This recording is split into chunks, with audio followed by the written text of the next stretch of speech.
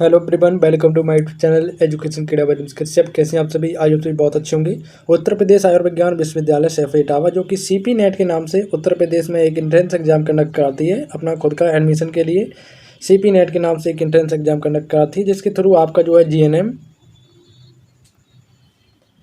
ANM और B pharma में admission होता है। ठीक है, तो इसके फॉर्म कब आएंगे, साथ ही साथ क्या एलिजिबिलिटी क्राइटेरिया रही है, तैयारी कैसे करें और कब तक फॉर्म आ रहे हैं, तो उसका अपडेट आपको देने आया हूँ। साथ ही साथ कौन कौन इसमें अप्लाई कर सकते हैं, मिनिमम एज क्या रिक्वायरमेंट है, मैक्सिमम एज क्या रिक्वायरमेंट है, जरूर डॉक्यूमेंट क्या लेंगे, कितनी फ़ीस लगती है, फॉर्म फीस कितनी लगती है और एडमिशन प्रोसेस किस प्रकार से होता है। एंट्रेंस एग्जाम होता है, एंट्रेंस एग्जाम में क्या सिलेबस रहता है, पेपर का पैटर्न क्या रहता है, कैसे तैयारी करें, कौन सी बुक पढ़ें, ये सब जानकारी आज के इस वीडियो में दूंगा। फिलहाल चैनल पर नए हैं, चैनल को सब्सक्राइब और टेलीग्राम को अवश्य ज्वाइन कर लेना, जिससे आपसे किसी भी प्रकार की कोई भी मेडिकल से रिलेटेड आती है जानकारी आप तक पहुँचे सबसे पहले। तो देखिए, पिछली साल जो फॉर्म आए थे आपके 24/6/2024 तक आ चुके थे, यानी कि 24 जून तक आ चुके थे। इस बार देखिए सी नेट का एंट्रेंस एग्जाम जल्दी हुआ। साथ ही साथ Uttar Pradesh state medical faculty के थ्रू आप जो उत्तर प्रदेश में किसी भी मेडिकल कॉलेज में एडमिशन ले सकते हैं। डिप्लोमा इन पैरामेडिकल कर सकते हैं, जैसे कि डीएमएलटी, डीआरआईटी जैसे कोर्सों के लिए। उस पर मैंने पूरा वीडियो बना के जो है अपने चैनल पे प्रोवाइड कराया हुआ है, उसको आप चैनल पे जाकर देख सकते हैं। और उसके थ्रू आप जो है बिना किसी एंट्रेंस एग्जाम के दिए, बिना किसी इंटरव्यू के दिए केजीएमयू, यूपीएमएस, जीएसबीएम मेडिकल कॉलेज कानपुर और एसएनएमसी आगरा, जीआईएमएस नोएडा जैसे उत्तर प्रदेश के सभी भी गवर्नमेंट मेडिकल कॉलेज में एडमिशन ले सकते हैं और अपने जो है मेडिकल क्षेत्र में जाने के सपने को पूरा कर सकते हैं। तो हम बात करने आए हैं सीपी नेट 2025 के बारे में। तो देखिए, ये 2024 का इन्फॉर्मेशन ब्राउचर है, इसमें कुछ नहीं बदलेगा, बस यहाँ पे 2025-26 लिख के आ जाएगा और सेम प्रक्रिया रहती है। और मैं इसके बारे में जानकारी जो है काफ़ी सालों से प्रोवाइड करा रहा हूँ, लगभग जो है 3 सालों से इसके बारे में जानकारी दे रहा हूँ। ठीक है, तो देखिए, सबसे पहले बात करेंगे कि फॉर्म कब आएंगे। तो फॉर्म के देखिए आपको जो है अभी जुलाई का फर्स्ट वीक चल रहा है, जुलाई के सेकेंड या थर्ड वीक में, जून का, अभी जून चल रही है, तो जून के सेकेंड या थर्ड वीक में इसके फॉर्म आ जाएंगे। फॉर्म भरने के तुरंत बाद आपका जो है जुलाई में इसका एंट्रेंस एग्ज़ाम हो जाएगा।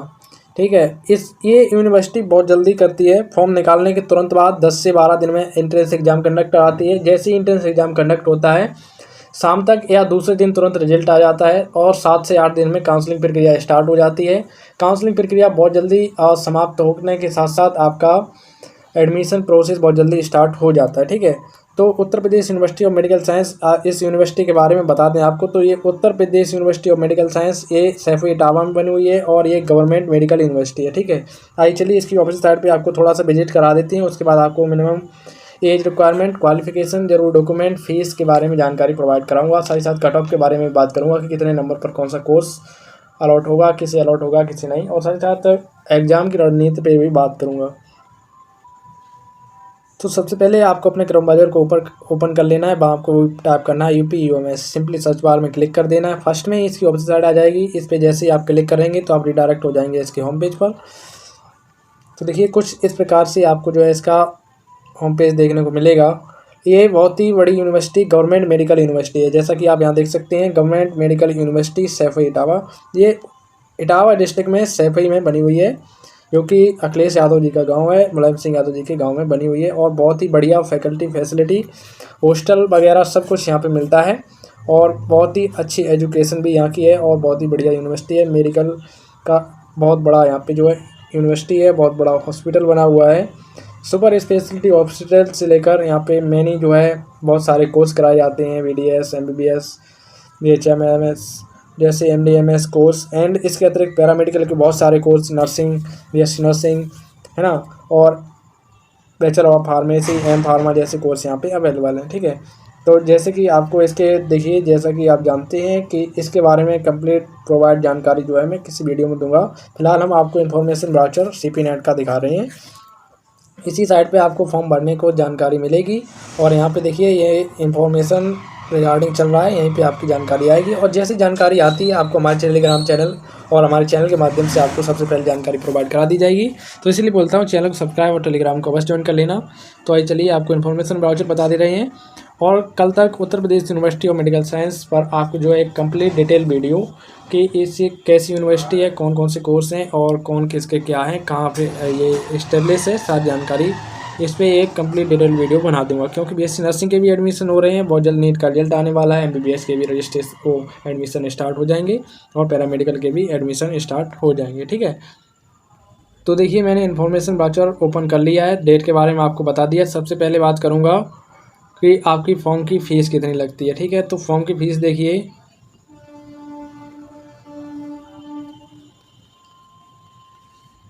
तो जो फॉर्म की फ़ीस लगती है, सबसे पहले फॉर्म की फ़ीस को रिगार्डिंग बात करूँगा। फॉर्म की फ़ीस थोड़ी सी ज़्यादा लगती है, लेकिन अगर आपका एडमिशन यहाँ हो जाता है तो बहुत कम ही फीस में आप जो है जीएनएम, एएनएम और बी फार्मा कर सकते हैं। ठीक है, तो देखिए रिजर्व और ओबीसी से जो फॉर्म की फ़ीस लगती है वो 3000 रुपये, जो कि सीनेट और यूपीजीईटी, सीपैट सब जगह लग रही है, सेम यहाँ पे भी आपकी लगने वाली है। ठीक है, वहीं एससी और एसटी की बात करूँ और पीडब्ल्यूडी कैंडिडेट हैं, उनसे फॉर्म की फ़ीस 2000 रुपये ली जाएगी। और यहाँ पे जो उत्तर प्रदेश में रिजर्वेशन चलता है उसका भी आपको लाभ मिलेगा। ठीक है, अपने आवेदन फॉर्म का एक प्रिंट अवश्य ले लें ताकि उसे सेव कर लें। आवेदन क्रमांक संख्या देख कर पत्राचार की आवश्यकता पड़ेगी। देखिए आप जो फॉर्म फिलअप करेंगे उसका जो है प्रिंट आउट अवश्य ले लें, सबमिनेशन का प्रिंट आउट ले लें, क्योंकि एडमिशन के टाइम पर और काउंसलिंग के टाइम पर आपको इसकी ज़रूरत पड़ने वाली है। तो सबसे पहले आपको शुरुआत से दिखाना चाहूँगा और जानकारी प्रोवाइड कराना चाहूँगा। तो सबसे पहले देखिए कौन कौन से कोर्स हैं, कितनी ड्यूरेशन रहती है, कितनी सीट हैं और कौन इसमें एलिजिबल है। तो देखिए सबसे पहले bachelor of pharmacy B pharma course जो है फार्मेसी का कोर्स है, 4 ईयर का कोर्स, 8 सेमेस्टर का कोर्स है, जिसकी 60 सीट अवेलेबल है। इसको देखिए कौन कौन कैंडिडेट कर सकते हैं। तो देखिए जो कैंडिडेट 10+2 पास आउट हैं, इक्विवेलेंट तो जिनके जो है 12th में फिजिक्स, केमिस्ट्री, बायोलॉजी या मैथमेटिक्स है, वो ही सिर्फ बैचलर ऑफ फार्मेसी के लिए अप्लाई कर सकते हैं। ठीक है, इसके बाद बात करते हैं GNM, general nursing and midwifery, जो कि 3 ईयर का डिप्लोमा इन पैरामेडिकल वो नर्सिंग कोर्स है, जो कि पैरामेडिकल के ही अंतर्गत आता है। इसके लिए आप जो है 12th पास आउट होना चाहिए किसी भी स्ट्रीम से, लेकिन 12th pass out with English subject के साथ होना चाहिए। भले ही आपने 12th जो है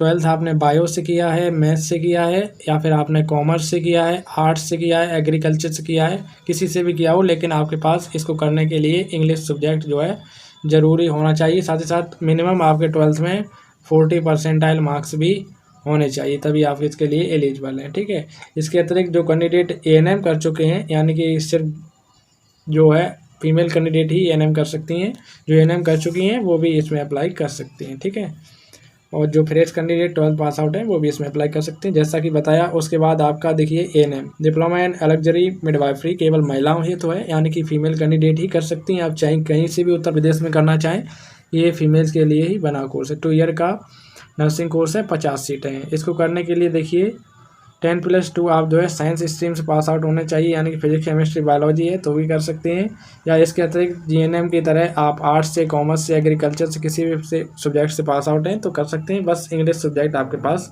होना चाहिए। कुल सीटें देखिए आपकी 170 हैं, 60 सीटें फार्मेसी की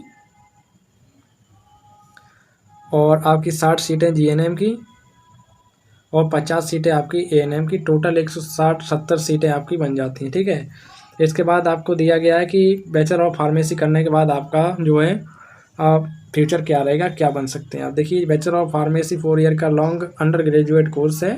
इसको करने के बाद आप देखिए क्या क्या कर सकते हैं। देखिए with the range of lecture career option, B pharmacy degree holder can find the employ the private and government sector as pharmacist. आप जो है फार्मिस्ट की तरह वर्क कर सकते हैं गवर्नमेंट और प्राइवेट सेक्टर में। ड्रग इंस्पेक्टर बन सकते हैं, फूड इंस्पेक्टर बन सकते हैं, या फिर मेडिकल राइटर भी बन सकते हैं। ठीक है, the graduate can be find the jobs opening the pharmaceutical industry भी। लेजिस्लेटिव एक्सपर्ट, आप जो है लेजिस्लेटिव एक्सपर्ट बन सकते हैं और क्लिनिकल फार्मासिस्ट बन सकते हैं। रिसर्चर में और एकेडमिक सेशन में आप आगे जो है एम फार्मेसी भी कर सकते हैं। ठीक है, तो ये फार्मेसी करने के फ़ायदे के बारे में यहाँ पे बताया गया है। इसी प्रकार से जीएनएम और एएनएम के बारे में भी यहाँ पे बताया गया है।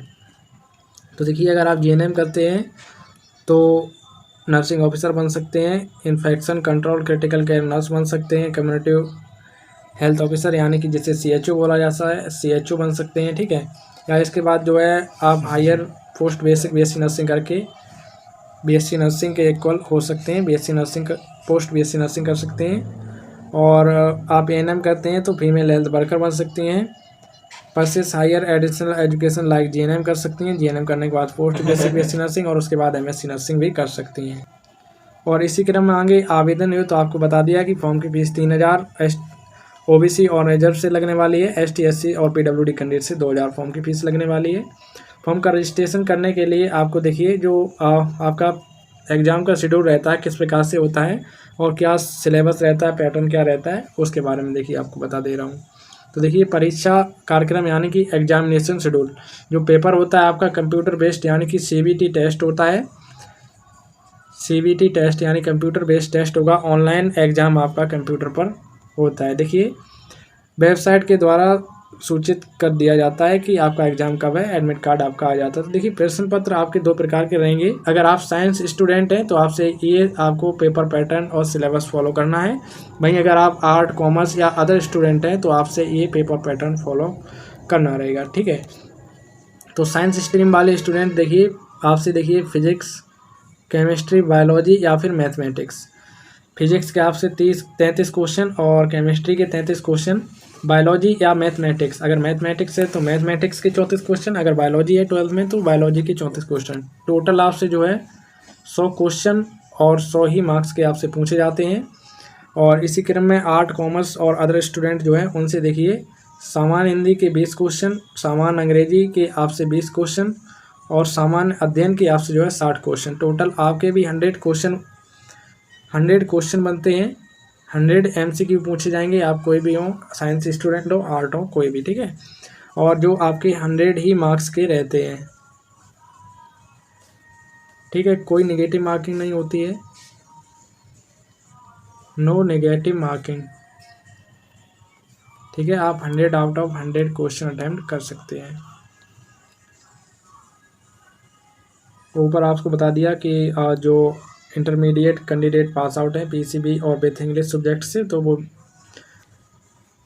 बी फार्मा, जीएनएम, ईएनएम तीनों कोर्स कर सकते हैं और साइंस स्ट्रीम वाले तीनों कोर्स कर सकते हैं। बट जो आर्ट और कॉमर्स वाले हैं वो जीएनएम और एएनएम 2 ही कोर्स कर सकते हैं, बी फार्मा आप नहीं कर सकते, ठीक है। तो आप जब भी वहाँ जाएंगे फॉर्म एग्ज़ाम सेंटर पर तो वहाँ आपको बायोमेट्रिक होगी और उंगलियों पर मेहंदी, डाई, वैक्स, क्रीम इत्यादि का से जो है आपके नहीं लगे होना चाहिए, जैसा कि आपका हर जगह एग्ज़ाम हॉल के में इंस्ट्रक्शन रहते हैं वही है। और आरक्षण आपको जो यूपी में निर्धारित है वो आपको मिलेगा, एसटी, एससी, ओबीसी। और इसके अतिरिक्त इसमें अप्लाई सिर्फ जो उत्तर प्रदेश के मूल निवासी ही कर सकते हैं, तो उसके लिए आपको डोमिसाइल सर्टिफिकेट भी देना पड़ेगा। और कास्ट सर्टिफिकेट आपका जो है 1 अप्रैल 2025 के बाद का ही चलेगा, ठीक है। तो कास्ट सर्टिफिकेट अभी आपके पास नहीं है तो बनवा लीजिएगा, ये ज़रूर डॉक्यूमेंट आपके फॉर्म भरते टाइम लगेंगे। और देखिए कोर्स की फ़ीस कितनी लगती है उसके रिगार्डिंग आपको बता दे रहे हैं। प्रशिक्षण शुल्क नर्सिंग और फार्मेसी का दोनों का एक साथ है। तो देखिए अगर आप बिना आवासीय सेवाओं का लाभ लेते हुए अगर हॉस्टल नहीं लेते हैं तो 36,400 रुपये आपसे बी फार्मा और 25,000 रुपये जीएनएम और एएनएम दोनों की कोर्स लगेगी, फीस लगेगी पर ईयर, ठीक है। ये पर ईयर फीस है 36,400 पर ईयर और 25,000 ये आपकी जीएनएम और एएनएम दोनों की है। वहीं अगर आप हॉस्टल ले लेते हैं तो हॉस्टल का चार्ज आपसे अलग लगेगा। देखिए हॉस्टल का चार्ज आपसे जो 49 रुपये लगेगा, मेस का आपका अलग रहेगा। मेस का लगभग आपसे जो है 2200 रुपये पर मंथ लगता है, मेस का अलग रहेगा। टोटल आपसे अगर हॉस्टल लेते हैं तो देखिए 41,300 रुपये बी फार्मा की और 29,900 रुपये जीएनएम और एएनएम की फ़ीस आपसे पड़ेगी विद हॉस्टल, ठीक है। तो ये शुल्क के बारे में जानकारी हो गई, इतनी फ़ीस आपकी लगेगी, जिसमें से देखिए आपकी फ़ीस किस प्रकार से लगती है। प्रवेश शुल्क जो आपकी जो है प्रवेश के समय 2,000 रुपये ली जाएगी, ये आपकी अगली साल नेक्स्ट ईयर नहीं ली जाएगी। प्रशिक्षण शुल्क आपसे जो है 12,000 रुपये लिया जा रहा है। कॉशन मनी 10,000 रुपये, ये आपकी रिफंडेबल रहती है जो आपकी वापस हो जाएगी। और छात्रावास शुल्क 49 रुपये है और सेम इधर भी देखिए जीएनएम और एएनएम के लिए 2000 रुपये आपसे एडमिशन शुल्क और 18,000 रुपये आपकी जो है प्रशिक्षण शुल्क यानी कि ट्यूशन फीस, 5,000 रुपये आपकी कॉशन मनी जो आपकी रिफ़ंड हो जाएगी और प्लस 49 रुपये आपका हॉस्टल चार्ज। तब इस प्रकार से जीएनएम एएनएम की 29,900 रुपये फीस पर ईयर पड़ती है और 41,300 रुपये आपकी जो है बी फार्मा की पड़ती है। नेक्स्ट ईयर आपकी फ़ीस कम होती चली जाएगी। नेक्स्ट ईयर आपकी फ़ीस जो लगेगी एडमिशन फ़ीस आपसे नहीं लगेगी, ठीक है। कॉशन मनी 10,000 रुपये जो लगती है वो भी नहीं लगेगी, सिर्फ आपको 12,000 रुपये ये और हॉस्टल का चार्ज ये टोटल आपको जो है नेक्स्ट ईयर जो पैसे देने रहेंगे वो 12 और 5 लगभग 17,000 रुपये नेक्स्ट ईयर से आपको देने रहते हैं, ठीक है। तो ये फ़ीस को लेकर बात हो गई। अब बात करते हैं कि आपका जो है फॉर्म भरते टाइम ज़रूरी डॉक्यूमेंट आपसे क्या क्या रिक्वायरमेंट रहती है। तो ज़रूरी डॉक्यूमेंट देखिए,